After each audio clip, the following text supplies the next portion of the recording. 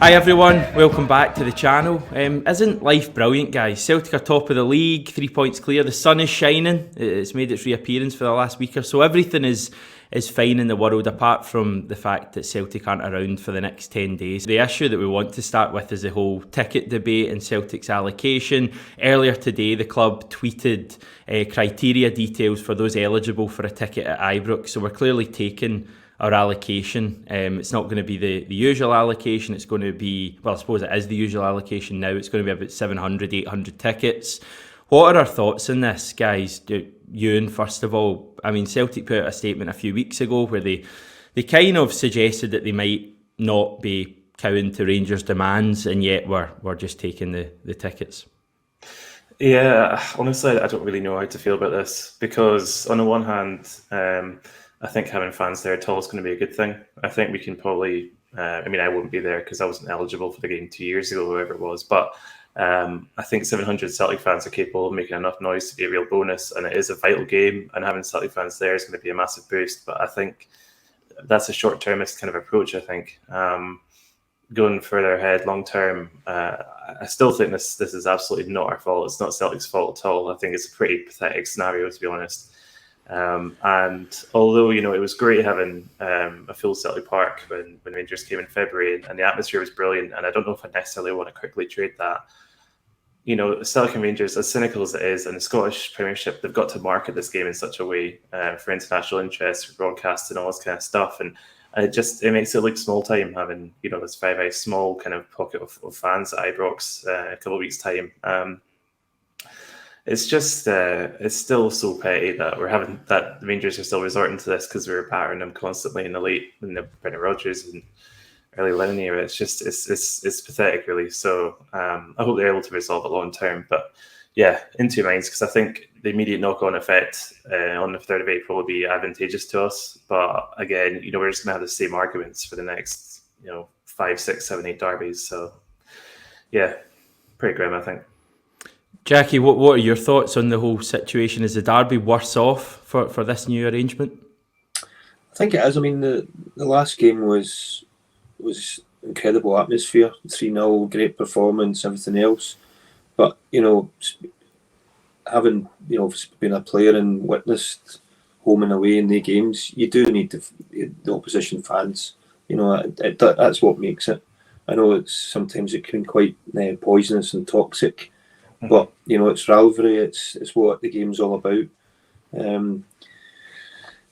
Is 700 better than none? Yeah, it is, because it will make a lot, and the players will be happy that there's 700 there. But it should be back to what it was years gone by. Hopefully that will be the case soon, because it is all about the fans and making sure that it is a good spectacle and people want to see it for the reasons. Yeah, I mean, it's still a massive fixture, even, regardless of, the lack of a huge away support, but it does take something away for the fixture. I mean, those games are the best things. Jackie, you'll have played in them, we've all been to them as well. They're just, for me, they're one of the best things in football, maybe even sport, in terms of the atmosphere, and it's a real shame, I think, what's been done. And the thing is, now, you might get the odd Rangers fan that's kind of putting on a brave face and saying, this is the right thing the club have been done. But I think even a lot of their fans now in general are looking at it and they're thinking, we love this fixture as well, and it's taken a lot away from it. I mean, the atmosphere is just not the same. That kind of feeling you get when you go into the stadium with the 8,000 or 9,000 Celtic fans or the Rangers fans is lacking now. So I think it's disappointing. How do we get out of this situation then, Euan? Is it time for the SPFL to bring in rules, for a minimum percentage of the stadium to be made available for away support like they do in Europe, maybe 5%? I don't really trust the SPFL to kind of adjudicate on much, but I think, you have to be looking at minimum percentage capacities, I think. Just because, I mean, as you both said, it does take away from the overall experience. And again, going back to the sort of cynical kind of financial side of it, if the SPFL want to kind of, I hate calling football a product, but if they want to kind of, extend the reach of this product, further afield than in Scotland, then it's got to be a part of it, because that's what a lot of people tune in for. So I guess that's got to be the way. Jackie, we've not got your thoughts on the massive issue. Somehow you've managed to avoid it to this point. Celtic v Rangers in Australia. What were your thoughts when that news came out?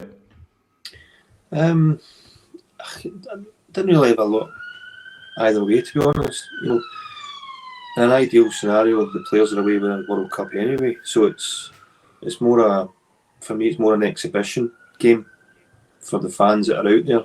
We used to go pre-season games and play in America, in the West Coast, when we're going to play in Seattle and Philadelphia in pre-season. For me, it just feels very, very similar to that. Obviously, financially, it's good for the club. Otherwise, they wouldn't be doing it. But you're hoping most of their players are away with the World Cup squad anyway. Your cat agrees with me. Sorry, will we start that again? Okay. No, you can bring the cat along, get it on screen if you want, Euan, if it's wanting its moment in the spotlight. He doesn't like getting lifted up, is the thing. Hang on. Right, okay, hang on. Sorry, Jackie, continue. I'm sorry. Start the point again, please. No, after what I was at. No, I think it's just I see it as an exhibition game for the fans. To obviously, Andrew's gone back over there, and the fans that would never get to games.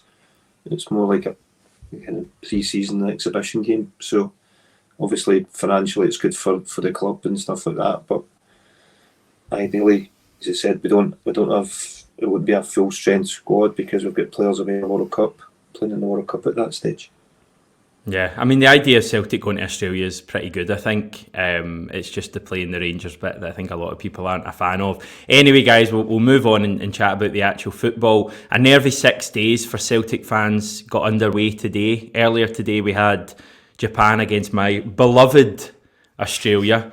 Although it was a 2-0 victory for Japan. They scored a couple of late goals, actually. I think like 89 and 94. Matoma scored both of them, so you'll probably see me changing into a Japan shirt in the next 5 minutes to just show the glory hunter that I am. Later on, we've got Scotland in action. Obviously, it was meant to be the game against Ukraine, the qualifier tonight. We've got to settle for a friendly against Poland. Sweden playing as well tonight. Carl Starfelt possibly in action. That is a playoff for the World Cup. Israel, Greece, etc. all up soon after too. So it's going to be a nervy few days. Going back to Saturday, Jackie, pretty good day, wasn't it? The sun was shining and Celtic were spectacular. Yeah, they were. It could have been a lot more. I actually thought it would have been a trickier game than it was, but I just think they were on it. Everybody to a man. I thought we were in great form, and I thought it was a great performance. Especially going into the international break as well. You want to leave that in a good way, and you'll just be hoping that everybody comes back okay and no injuries from international games, especially with friendlies as well. Euan, I was chatting to Anthony Ralston yesterday at Celtic Park, and the thing he kept saying was that Celtic are incredibly focused right now. They're calm and they're focused. Do you get that impression, looking at the team? And should the fans maybe be a little bit calmer, given that the team basically winning every domestic game they play? Yeah, true, but I think asking us to be calm is, it's no disrespect because I include myself in it. Asking us to be calm is redundant because even in seasons like 16-17 where we were winning almost every game, there were still nerves during games. It's just par for the course. But it's interesting that a couple of players now have talked about the title in terms of they see it as a realistic ambition. We had Yakimakis before. Juranovic is saying that he can't wait to lift the league title. Is that just translation though? Is that just lost in translation type thing? I'll be honest, my Croatian isn't particularly good, but that's multiple places are suggesting that's what you said. And I don't think there's anything sensational in that or arrogant or entitled in that. I think it's pretty obvious what the Celtic players are focused on. And you're right when you use the phrase laser focus because we go back to that performance on Saturday. Every single player, every department of that team was faultless to a man. I think it's one of the more accomplished and straightforward performances we've seen. Some absolutely scintillating football being played. We never ever looked in danger, and we looked like we could have gotten to double figures. That's exactly the kind of performance we needed going into this next bit because, and Andrew's alluded to this himself, the squad's never been more settled, and we've got big players coming back, and everything that he's done in preparation for this moment is going to come to fruition. So, crossing our fingers, there's not anything huge from the international break in terms of fitness, but you can absolutely tell his focus, and what they're saying and what they're doing. So I really do think the squad's at an ideal sort of moment now.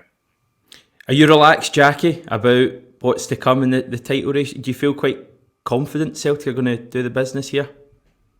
Yeah, I think they've went about it in the right manner. I think they are quite calm. Even certain games are not getting too carried away and just taking each game, the countdown, another game away. Obviously the derbies are going to be crucial. How the season goes, but I think regardless, I think the team, and it stems from the manager, the calmness and the belief that they have in their performances and how they go about it. So, no, I think you kind of take your leave from that. Even the belief that they'll score, even if it's not going their way, they've lost players, or that belief just to keep going and getting late goals as well. They know they've got that capability. What was the dressing room you played in like at this stage of the season? 2002-03, the other one that went to the end. Did you feel calm? Yeah, again, I think through experience, you just kind of focus on the next one. You don't look, to the derby. You don't look there and think, well, we've got that game in a few weeks. You just look to the next game, just go about it. It's more routine, to be honest. And I think as a player, players like routine. The hardest part when you come to the end of your career is not having the routine. How you train, how you prepare, how you go about it, mentally as well. So, I liked that. I didn't get too high, too low. Just go about there looking for the next game and then making sure we won it. And Ange spoke earlier in the week or at the weekend about the fact that players going away in international duty, the press and us, to be fair, kind of look at it as a negative. Oh, they could get injured, but he was bringing home the positives, that it almost gives them a break from the daily life at Celtic. They can focus on something else. Did you ever find that when you were going away to Scotland? Yeah, sometimes I can understand them saying that. You can, especially there, when it's really intense. You've got intense games coming up, or you've just had them. You just go away for a few days and just take a breath, and it's a different setup. It's a different pressure. No, I can totally understand them saying that. I think sometimes it can be a welcome break in between, just with the focus in every game. Yeah. It's an interesting point, if you don't mind me asking, Jackie. Just when you went away with Scotland and you encountered Rangers players in the Scotland camp, and there's all this kind of title pressure, and it's a close run thing. What's the dynamic like? Is there patter, or are you just sort of looking at each other with daggers? Like, what's it like actually, in a camp? To be honest, through the whole sort of 10 years, the actual players got on okay. We've never really had, you would think, even ones you didn't really like on the pitch, when the games, without naming names, but Barry Ferguson maybe. actually got on quite well. It seemed to be, end of the day, we're professional footballers. The rivalry, would it be my brothers up against in the games or whoever, but when you're away with Scotland, you're doing your best for your country and want the same outcome, and then you put that to one side. Yeah, Celtic are in a good place right now. We're calm, as we say. Don't think we can really say that for what's going on across the city. It seems like their supporters and the club are in a bit of turmoil. They're, at each other's throats. Yes, they've been performing well in Europe. We can't deny that. But, they were a couple of minutes away from disaster at the weekend. If they'd have dropped points there, the knives would have been out massively. And I think that's the opportunity that Celtic have at Ibrox next week. I mean, if we go to Ibrox, and yes, a draw, brilliant. A draw is a much better result for us than it is for them. But if we can go there and beat them, the infighting at Ibrox is only going to, get more substantial. That's the huge opportunity we've got next weekend, Euan. Yeah, it's an interesting scenario because we've not been chasing the title for quite a long time now. It's us that are trying to win it back as opposed to retaining it, and it's really interesting to see the kind of what that does to a team and what it does to a club and a support. I honestly, I don't think what's happening in the background will affect Rangers too much, and I think they've shown that with the European form, and begrudgingly, through gritted teeth, I'll say, fair play to them. They've been good in the Europa League. But no, I think all that goes out it's probably cliche, but I think all that stuff that becomes external and kind of extraneous when it comes to the derby itself. I'd love to say that would be a factor and that has them rattled, but I can't do that in good conscience. So I was disappointed as you are with that, but that's what I think. Were you ever set up to go to Ibrox for a draw, Jackie, or was there always the intention, come on, we need to win this game? Yeah, I mean, you never went into that game hoping for a draw. You're going in to win. Obviously, different managers, different approaches how they go about it, and the best way to get the win. Some more defensive than others, but in fairness, I don't think Ange has got a different way or a different approach for any game, which I like. I think it's a good thing. You know that he's going to go in there to play the same way and to try and win the match, and the players all know it. There's no change, so they just go about their jobs and believe in what they're doing. I feel like it's maybe slightly too early to do a preview for this game, but it's probably not. There's not a great deal else to chat about, guys, so we'll just batter on with this. Our recent record at Ibrox is really poor. We've lost 6 of our last 7 there, which isn't a good record at all. Obviously, that one win we had under Neil Lennon. This is obviously a difficult question, Euan, but do you think Celtic are going to rise to the occasion next Sunday and really kind of not put the league to bed, but really take a huge step towards the title? I'd love us to, but I do think we will, though. Right now, I think I'd probably take a draw, to be honest. And I know that's terrible. It's totally antithetical to almost everything I've said before in this channel, but I just think it's too close to call this one. I think Rangers will be really buoyed by, well, no pun intended. I think Rangers will be really buoyed by what they've been doing in Europe. They've been able to still win despite, or because of excellent refereeing decisions. And they don't look quite the team that they were last season, obviously, but I still think it's too close to call. I think there's probably a bit of folly in suggesting that, Celtic will batter them at Ibrox, because as fantastic as we were at Celtic Park, it's a totally different kettle of fish over there. And, we've talked already about the fan element as well. There's going to be 700 Celtic supporters in there, which I do think is a boost, but I think it's far too early to call a winner in that one. Obviously, I'd love us to do it, and I do think that would be the psychological knockout blow that we would need for the league. So I'm going to leave almost my hot takes just in case we do win it. But for now, I'm going to play it safe. Fair enough. Jackie, we're coming to you then for an unsafe answer where, there's this growing confidence among the Celtic support in this team, and we've got a huge opportunity to really, get 3 points. I mean, you see the way we played against them last time at Celtic Park. We must be filled with confidence. Yeah, actually, it should be a really interesting game. I think, I think Celtic blew them away in the first half. The game, it's just the intensity. They pressed them really high and forced them just to kick it long. So maybe 1 or 2 passes in, they'd hit it long to Roof, who couldn't hold it in. A bit similar to the opposite way when we went there without a recognised striker.